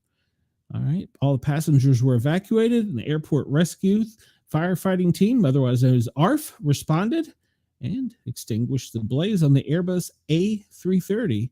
Had 282 customers, 10 flight attendants, 2 pilots. No injuries. Everybody evacuated safely in a nice, calmly manners. And flames came out of the tailpipe of one of the aircrafts, and that's what caught the fire. Okay. Good to know. That was in Orlando.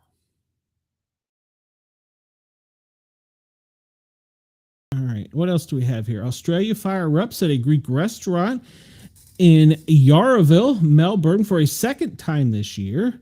South Korea, 1 killed, 11 injured in suspected arson at the South Korean capital. Japan, 35 people were taken to the hospital after a house fire in Japan's Osaka region over the weekend. Fire breaks out in Canada on the grounds of a steel plant northeast of Montreal. In Malaysia, firefighters dodged collapsing wall while battling a house blaze in Dungan. In the UK, 75 firefighters battled a huge fire in a factory over the weekend. And in the United States, flames destroy a Queen's Church on Holy Saturday. That was a big fire. I saw some of that on the FDNY's webpage. That was a very large fire. Israel, hundreds evacuated after a hotel in North Israel catches fire. That was over the weekend. Of course, we talk about outdoor fires. In Japan, 4.0 earthquake. We'll get into the earthquakes here in a minute. Philippines, 4.5. One in the Pacific Ocean, 4.5. Turkey, 2 4.0s. 5.1 in South Georgia, Antarctica. Volcanic eruption, Kilauea, erupted over yesterday, and so did the Spur volcano. And then over the weekend, the Great Sitcom volcano. Wendell, where's the Great Sitcom volcano? Do you know? I don't know, so we're going to look it up. Lava continues to erupt in the center of the Great Sitcom volcano. Small earthquakes continue at a low rate. Satellite and webcam images were obscured by clouds over the past day, but eruptions continue. Where is that, Wendell? Let's zoom out and see. I'm going to bet you that's in the Alaskan Islands. How about that? So there you go, Wendell. Volcano erupted in Alaska. Wendell says, it seems I remember the plane in the news before. Yeah, I hadn't heard that one, so that one was new to me. All right, so flooding in Indonesia kills 3, and industrial in India, at least 4 dead, several feared trapped as a building collapsed in Delhi over the weekend. 5 dead after the roof collapse. That was also in Delhi. And let's see, other events. The Baltic Sea, the Royal Air Force intercepted Russian jets defending NATO airspace over the weekend. Yeah, they didn't cover this, but they also came into Alaska over the weekend. Canadian company recalls frozen pastries because of salmonella. Well, let's look at that because everybody likes a frozen pastry. Let's bring that article up and see what kind of frozen pastry it was. Sweet Cream brand and DFT brand of frozen pastries, including the lobster tail and chocolate varieties, are being recalled in Canada because of contamination with salmonella. 1 person has died. All right. The Canadian Food Inspection Company says that if you have pastries from Alberta, Manitoba, Nova Scotia, Ontario, Quebec, and possibly other provinces and territories, you can check and see if they are in this recall. All right. Patients were spread evenly across 7 states in the United States: California, Illinois, Massachusetts, North Carolina, New Jersey, New York, and Pennsylvania, the Northeast. And it was linked to the same outbreak in Canada over many pastries. All right, well, don't eat pastries from Canada right now, especially ones that from the Sweet Cream brand. All right, so when else is the volcanoes in Washington State? When did they just showed it was in the Alaskan Islands? Hold on, I'll back up. I'll show you. Hold on. The Sitcom one, is that the one you're talking about? Or the Spur? Are we talking about the Spur or the Sitcom? The Spur is, where is the Spur?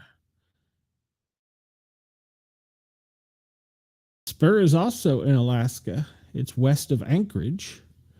And the Sitcom, the Sitcom volcano, that is also in the Alaskan Islands,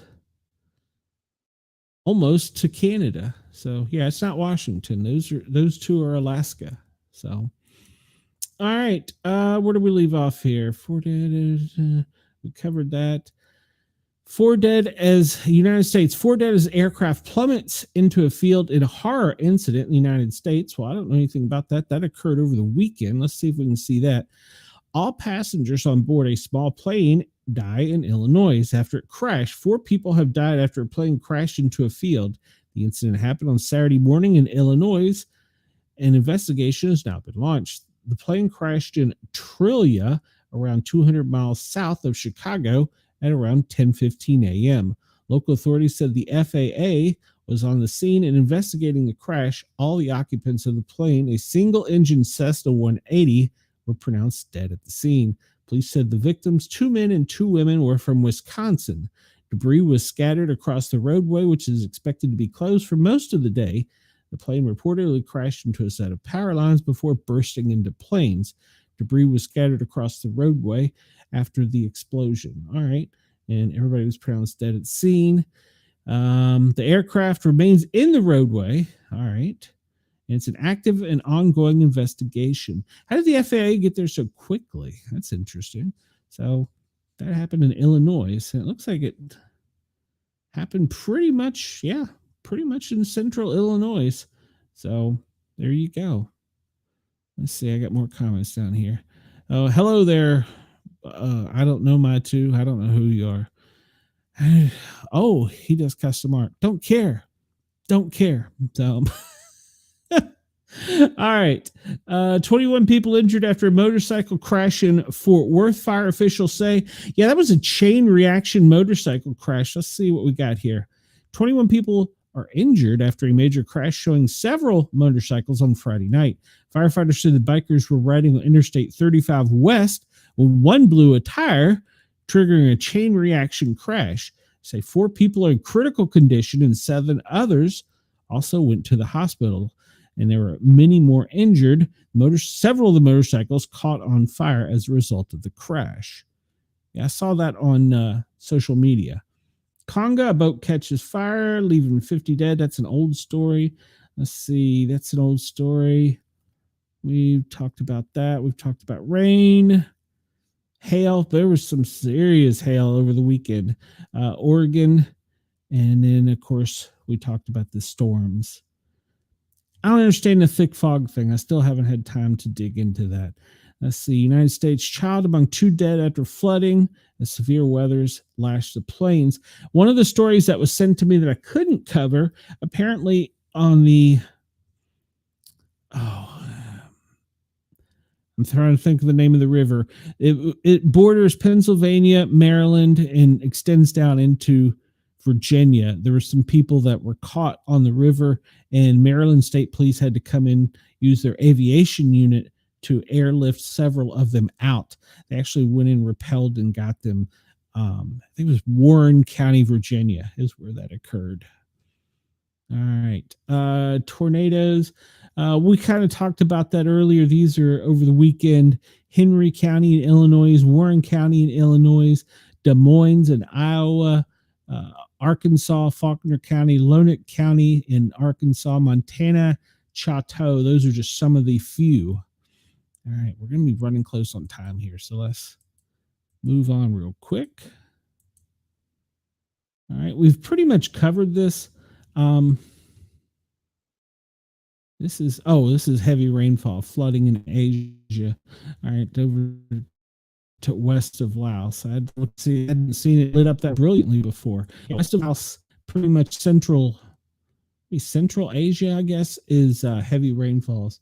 Ecuador, 2 minutes ago, an volcano. Indonesia, 2 minutes ago, the same volcano, another volcano. So, and where was this? Winds north of Kambua, Queensland, 11 minutes ago. Australian Government Bureau of Meteorology has issued a wind warning for significant concentration of populations within the affected area. Strong wind warning for coastal waters on the Queensland Cape Keerweer border. So if you are listening to us from there, you have a wind warning in Australia. We'll zoom out and see if we can see about that. All right, that is for the northern section. Northern Australia, you have a wind warning. And then down off of the Sydney, Newcastle, there's also a wind warning. So be careful in Australia. All right, we covered most of this. Let me zoom in, see if there's anything new down here. No, this is all heavy rains. Talk about the earthquakes. All right, let's move on because I have a few new maps here. Let me refresh this window because this won't have the volcanoes if I don't, because they just occurred. All right, here we go. The most recent earthquake in the Philippines. Whoa, zoom out. Earthquake in the Philippines. Let's see. Tropical cyclone is off the coast of Australia. Flooding in Italy. And they don't have the volcano there yet. All right, well, let's see if this other one does, Wendell. Since it's just 2 minutes ago, they may not. This was doing this earlier, so I don't know if USGS is down or not. Nope, here we go. And it is, let me make sure it's updated. All right. So it says the most recent one was a 2.7 in Ambler, Alaska, but a 4.5 in the Philippines, 4.0 in the Turkeys, 4.5 in Japan, which followed a 4.0. The South Sandwich Islands had a 5.1 and 2.8. Where was that one? That was in Alaska. 2.8 in Alaska. And that's jumping down. Where's the Assisian Island? That's in the central Atlantic. Yeah. And let's see. 4.6 in the Philippines. Let's go over this other one. It shows us more of a graphic. All right. So this shows, Wendell, wondered you're focused on gaming. Apparently, Hazel, you're pretty ignorant. So, because I've not said the first thing about gaming. So, Hazel on Twitch is saying that I'm so focused on gaming. All right. Well, Hazel on Twitch, apparently you're ignorant and can't hear. I have said nothing about gaming. So, there you go. There's my smart ass comment for the day. All right. So if we look at this, this is the current interactive map of volcanoes and recent earthquakes. And as we were talking about with Wendell, the North Pacific in Japan is the most recent one, followed by one in the Philippines and Turkey. But you can zoom. Can you zoom in? No, you can't zoom in, but there you can. I know you can zoom in. Let's say you can move the map around. And nothing in the continental United States. Over in Alaska, there's several volcanoes and earthquakes. Jump down into Australia. Maybe he thinks this is a game. I don't know. And off of the coast of Papua New Guinea, you have several volcanoes. Doesn't appear any are active. And you've had several earthquakes, most of them out to sea. So that tickles me. All right. So you can find this at earthquake.volcanodiscovery.com for the most recent information. All right. I'm going to come back to this because I want to show you guys, because we've only got a few minutes left here. And this is news sites of things going on around the country. And I'm going to come back to this. I want to go over, we'll come back to the New England Fire Net too. Actually, there's really not a lot to report on the New England Fire Net. Boy, it was lit up yesterday. Oh, there is. It was lit up yesterday. A lot of brush fires along the northeastern Atlantic seaboard, and several fires. There's one up in, where's that? Vermont, the third alarm, 2 trailer homes are on fire. That was over the weekend. All right. So we'll come back to that if we have time. I'm going to pull this up real quick because this is the live space station map. This is kind of cool. It shows you where the space station currently is. And it is currently just coming into daylight again out over the southern section of Russia. Would that be the southern section? No, that would be the eastern section of Russia, and about to enter in over to the Pacific on the left side of the country. I think that map is pretty cool. You can see where the space station is. And let's see here. Look at real quick. This is the marine activity. This shows all the boats and ships, actually, well, boats and ships in the world in the waterways routes. You can see them made out pretty well there. So we talk about that. This one is new though. All right, guys and gals, we only got a few minutes for Radio X, Jurg's Radio, because David Beckmeyer is going to be coming up for you guys. And we'll continue out here if you want to on the Para R Normal guys. Para R Normal, 3 words, guys with a Z on YouTube. If you want to hear, we're going to be ending our Jurg's Radio, Rainbow Radio, and Radio X here in a few minutes. But we got a few things to cover real quick, and you can catch us over on YouTube. I encourage you to everybody, please come over, like, follow, and share, subscribe. Hazel, come over from Twitch, and you'll see that we don't talk a damn thing about games. So come over and check us out. This is a new map. We can track seals. We can track all kinds of things. These are seals that you can track, and you can click on them. Here's Red, and we can see where Red's been the past couple days. Red's been pretty active. He's been out swimming off of the west coast of San Francisco and hanging out there on some of the little islands. So if we go down south into the Gulf of America, we could track, wait for it, we could track sharks. Yes, these are sharks that have been tagged, and we could track them. This shark is a male by the name of Joseph Hosea, and well, he's been pinging around down in the Gulf of America. So it's kind of cool. Yeah, I know the boat map is pretty intense. Yeah, there's more marine traffic than people realize. But yeah, you can track, this is Joseph, the tiger shark whale. And he was last seen down in the Bay, the Gulf of America off of Lafayette Lake Charles is where he was last seen. So you can zoom in. We can track. I love this. I don't know why this mesmerizes me, but we can track different sharks. This one here, what is this one? This one is a hammerhead shark by the name of Reveille. He's 8 foot, 180 pounds, and he was last seen in the Galveston Bay. So I don't know. This just mesmerized me. Can also track alligators if you're over in Florida. So let's see here. I think this is the alligator. No, this is sea turtles. You can track sea turtles as well. This sea turtle was last seen. Oh, it's been making its way up and down the coast from the Keys to just north of Tampa. And its name is Kate. It's 3 foot 8 inch green sea turtle. So, and you can also track alligators. And these, let's see, where was Audrey?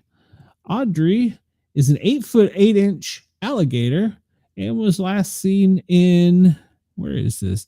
I'm going to guess that this is probably, yeah, the Okefenokee National Wildlife Refuge, but you can track alligators. I don't know why, that just mesmerized me. Sorry guys, if you're not interested, but yeah, that kind of mesmerized me. You can track sharks, seals, sea turtles, all kinds of interesting creatures on this one. It's oceansearch.org. Occasionally we'll drop in when we have a little extra time and go over it, but it's kind of cool just to see where you can track marine life around the world. Down see in Australia, let's see it, take a quick peek here.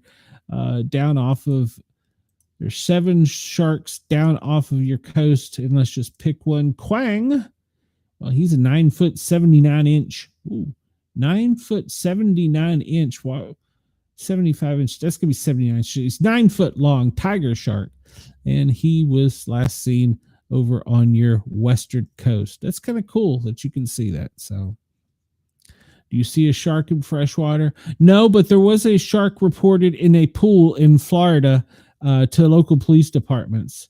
I did see that over the weekend. All right, so we have that. What else we got here? This is another cool map. There's a lot of data on this map. It's currently, let's take off of let's take the beams off. Let's take the instruments off. This is a view from space of Earth, but it's back far enough.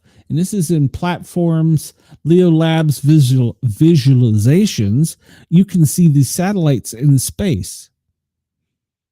That's kind of cool. And let me, before I get into trouble here, let me go over to Rainbow Radio, Yerg's Radio, and Radio X.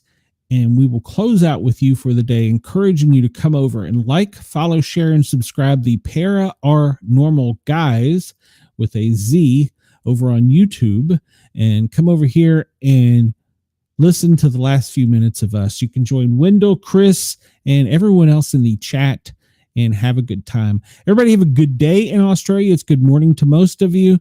And everybody, Yerg's Radio, Rainbow Radio, thank you for tuning in and allowing me to tickle your ears with useless knowledge for the day. Up next, David Breckmeyer. And with that, I say goodbye to them. All right, so we are clear on Rainbow Radio, Radio X for David Breckmeyer so he can start his show, which starts now. And Chris says, oh, show on screen there, the red circles look like we had a Death Star around us. Yeah, what those were showing. All right, so let me get back to this. If you're listening, well, if you're watching now, this is Earth pulled back, and all those little teeny tiny dots, that is satellites. And the red was showing the parts of the country that they were sending signals to. And if you turn on the beams, you will see actual beams coming from the satellites when they transmit from space back to Earth. But yes, this is an interactive map. And there's so much data on this. I just don't understand how you can pull one particular thing. You would almost have to just follow one satellite. But, and then if you want to really get a shocker, let's see here. Where is it? We turn on space debris. This should scare the hell out of all of us as humans. When I click this, look at all the junk in space. Look at that. That is crazy. I mean, we're almost entirely covered as a planet in junk. And what was his name? The one that did the fake launch with the ladies. Well, fake, if it could be real, it could be fake. I don't know. I haven't done a whole lot of research, but didn't they say that their purpose was to put more trash in space? Why? Look at what's already up there. All that purple is debris, is trash in space. Look at what we're doing to our not just our planet. Look at what we're doing to our galaxy. But yeah, so all those are little tiny satellites. You can zoom in, you can pinpoint each one and get data from each one. I'm not going to. I just wanted to show, and we'll check in here from time to time. I just wanted to show, wow, how much stuff is really up there. When you look up there and you think, man, there might be something out there. Well, chances are, if you look up, you can see something, and it's pretty crazy. So, and if you look at this long enough, you see a pattern as they move around. Like if you notice here on the United States, and remember from that high up, they have a pretty good view of what they can see and hear. And we see that it starts down off the Baja and goes up right across DC and out pretty much over Boston.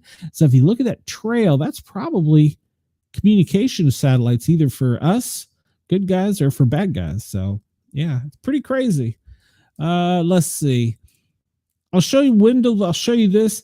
I looked at this yesterday. Man, the amount of balloons that were up, it was almost as colorful as the marine traffic. I mean, it was crazy. So we'll look here at one in the south. This one took off. Where did this take off from? It took off from the Bankhead National Forest. This is probably a government one. And it's currently up in over Huntsville. And it is currently at an altitude of 915 feet. So it's descending, but its maximum altitude was 76,000 feet. So there's that one. And let's see what else we got. Let's see where this one is, up over Baltimore, Philadelphia. This one was actually launched at the Morgan State University in Maryland. And is currently, it's went out over the Aberdeen Proving Ground, and it's currently kind of floating around off of the Delmarva region there, going up towards the Outer Banks in the northeast.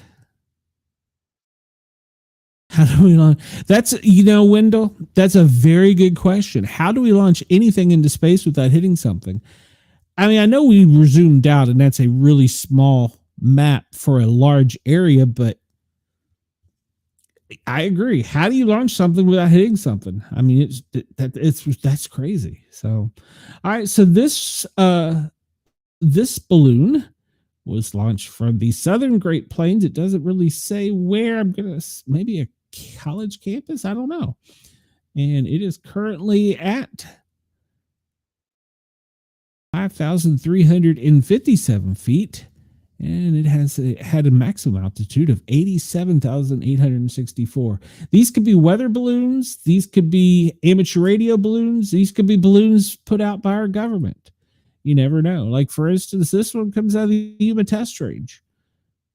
It's currently, actually, it and its twin are currently out floating at an altitude of 4,668 feet, but it was maximum all-time altitude, almost 70,000. From that high up, you can get a lot of signals. I'm just throwing that out there.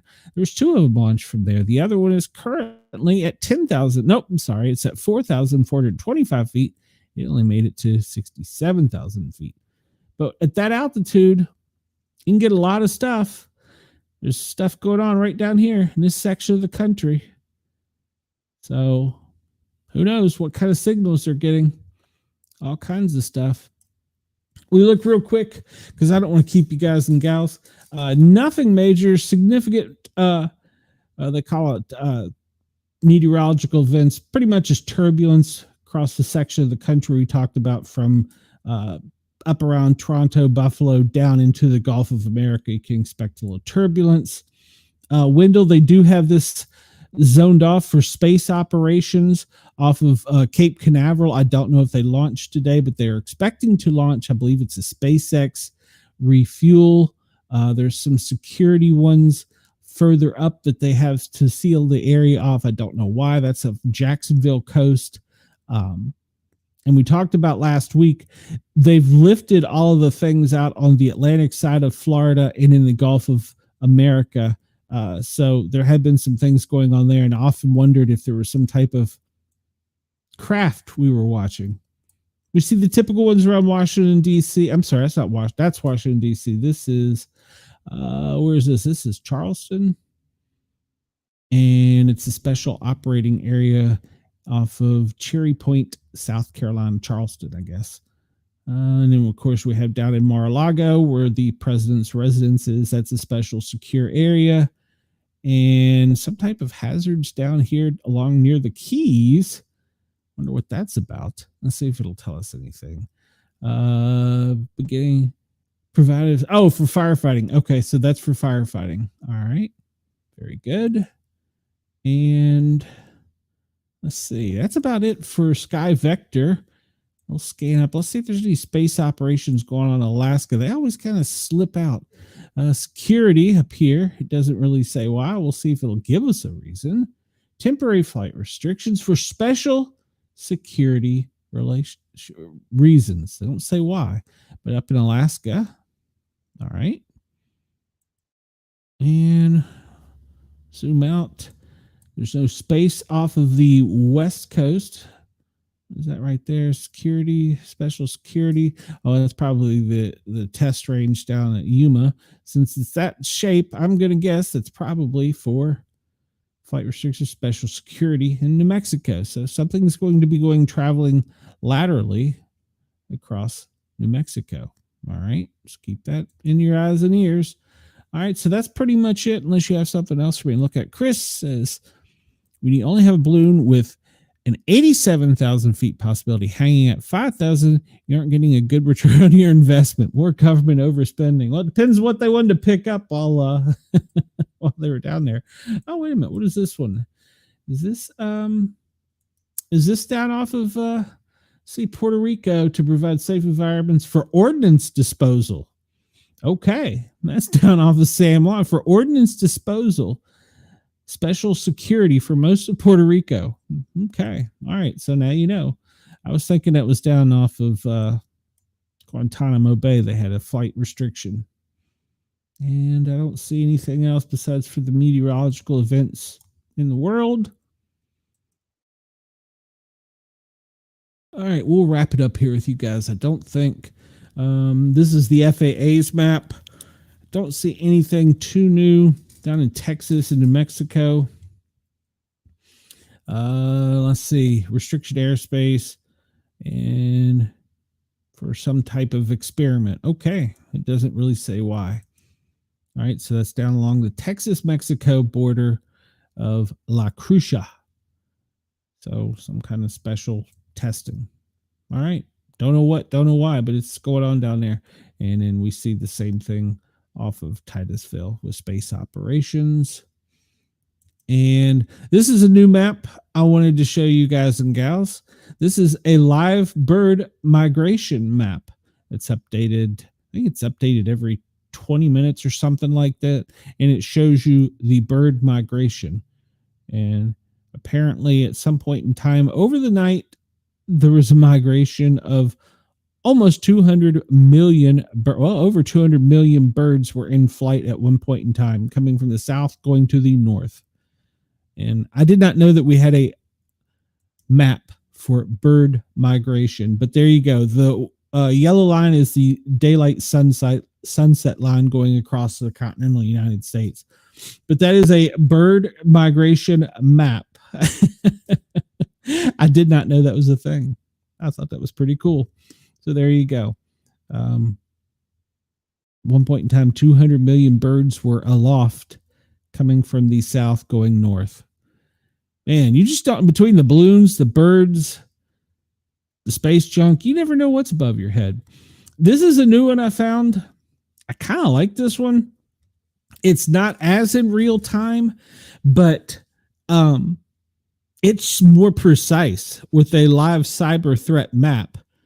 And it's showing, usually we see a lot of stuff coming inbounds to the U.S. Well, it's showing that we're sending some stuff out. We're hammering Brazil right now. Why would we be hammering Brazil? That's all. Man, we are really hammering Brazil, India. They got their own little thing going on up there. Germany, Ireland, Russia. There we go. We're hitting Nepal. Germany's hitting Israel.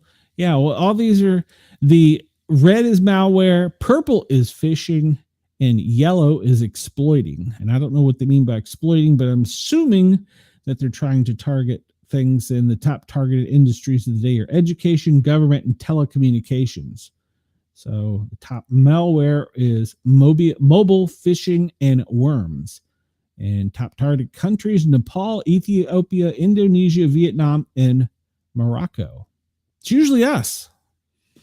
But yeah, we're pounding some people. Let's go over to the other one because I think it's more in real time and it's a bit faster and it shows what's going on. Bitdefender, and we can see, yeah, there's all kinds of stuff. Well, yeah, that one didn't show, but we're getting fired on too, and we're firing back. We are pounding Brazil for some reason. Chris says he's sending poo to Andy right now.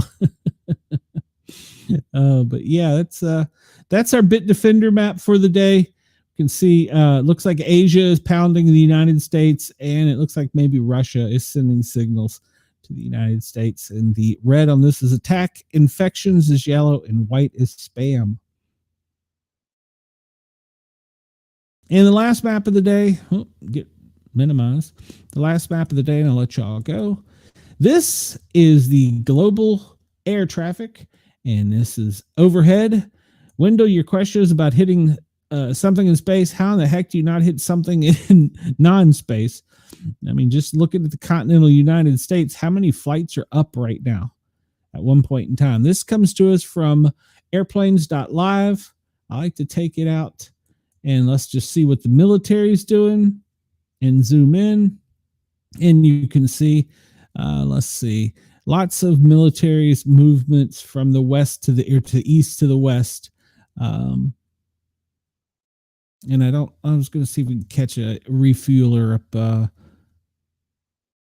That's an air tanker, but it's taking a precarious route. All right. And more Globemaster. But yeah, Wendell down around you. There's not a whole lot. There's that's a little Jayhawk Beechcraft down there. And what is this one? It's another. These are probably moving dignitaries around, probably high-ranking military officers. A C-30 out over Tuscaloosa. We got an Atlanta. Got we don't see this one too often. This is an old plane. Tex 2. That's old war plane. That's probably either a trainer or maybe somebody that's doing special flights for the veterans. And there's looks like he's coming out of Where's he coming out of? He's coming out of North Carolina, probably Fort Bragg. So he's transporting something across the country. And let's see. All right, here's probably an air refueler. This is off the coast of Charleston. So somewhere in this area, there's probably, well, somewhere in a broader area than that, there's probably 30 fighters that he's refueling. So let's see what this is off the coast here. No call sign. It's a Boeing KC-46A Pegasus. All right. But there is your military aircraft.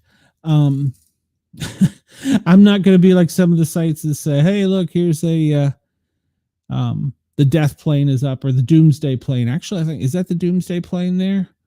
Yep. Joint Chiefs. That's one of the ones out of Omaha. That's the nuke detector. And yeah, that's a nuke detector right there. And while we have one up, oh, we have two up. All right, so there's two nuke detectors up over. Well, I've theorized that some of the people that came into our country may be in these mountains because that's the type of countryside they have in their area where they came from. Just think about that for a moment. So I'll let that sink in. They're here, but we don't know where they're at. So they're in the mountains.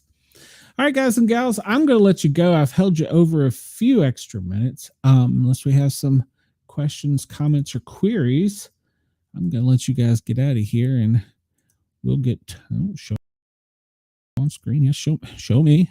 Oh, I got to hide on stream. Ooh, duh. All right, so we will be back tonight at 8 o'clock. We will have the girls, Cheyenne and Amanda, with the Monday Night Horror. And then you can catch me tomorrow here from 1 till 3 doing this. Or if you want to hear me just playing some music from noon until 2 on the Thin Line Rock Station, www.thethinlinerockstation.com. You can catch me over there playing some music. So I'll be doing that as well. But until tomorrow, I'm going to sign out of here. Wendell, Chris, everybody that was in the chat, thank you for tuning in. Please remember to hit that thumbs up button. Remember to subscribe, hit that notification bell so when I play this wonky music, you know to come over and check us out. Everybody have a great day. I'll see most of you tonight. I know everybody's going to be over and see my girls tonight. So I'll see most of you tonight for their show. Until then, everybody have a great day. I'll catch y'all soon. Till then, Sportcat is out.